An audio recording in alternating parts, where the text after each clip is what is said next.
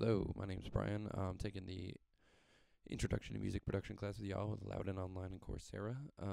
And my video today is going to be about automation. I use the Reason program to make music, and I use automation in a different way than a lot of people, and I wanted to explain how to do that.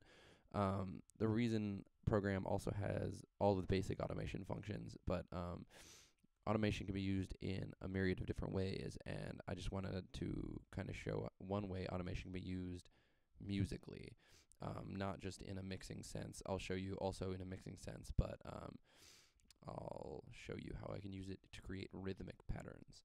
So here we have a pretty simple loop setup with a piano, and we'll have a basic drum snare pattern here.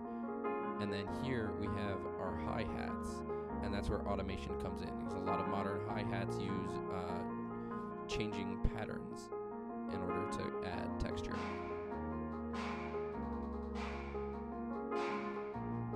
Now if you hear, I'll just solo the hats real quick.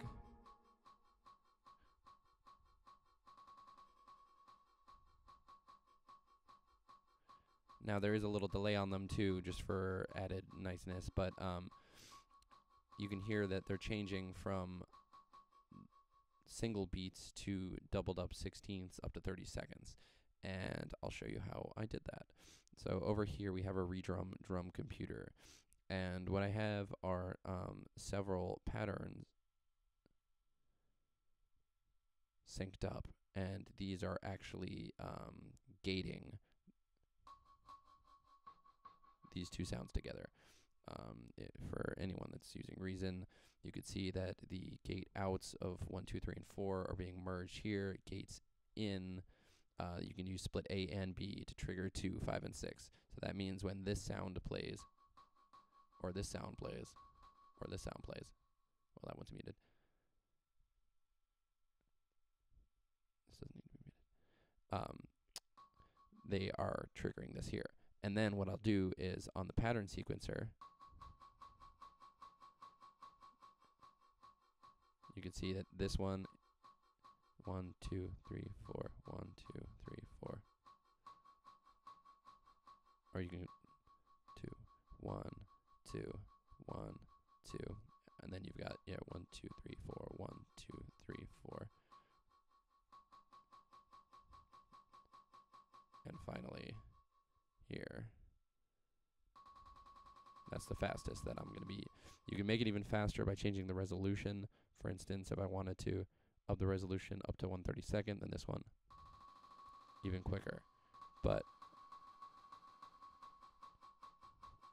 we don't need to do that because, well, for this piece, I didn't want it that fast.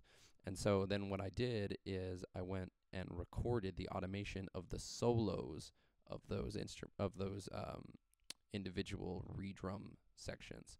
So then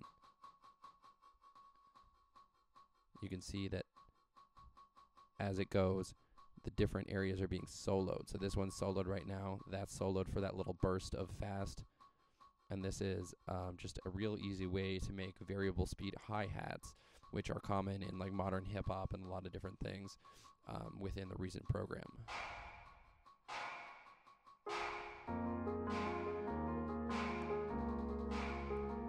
So you can see it adds kind of a nice texture to the music there. Now, that's obviously not the only type of automation you can do in Reason. If you look here, I'll show you just a basic fade out at the end. That's probably the most common thing that I do is fades on the volume sliders. So you can see that ends kind of abruptly. So what we're going to do is we're going to add automation to the main mixer here. This is going to look a lot like the one Loudon explained. But if we right click on it, we can add the automation. And then Reason only works in a latch mode. So it doesn't have the other modes, I don't believe. In any case, I'm not even going to use that. I'm just going to use the pencil tool to draw in a little automation right here. And then once we open it up, you can use the pencil. We're just going to get 2 points, 1 clean line. And then we're actually going to want to extend that so that in case any release on any, like the synthesizer, for instance, is going to extend past this note lane, so we want it to quiet it out for the rest of the time. So then you can see that this automation in action.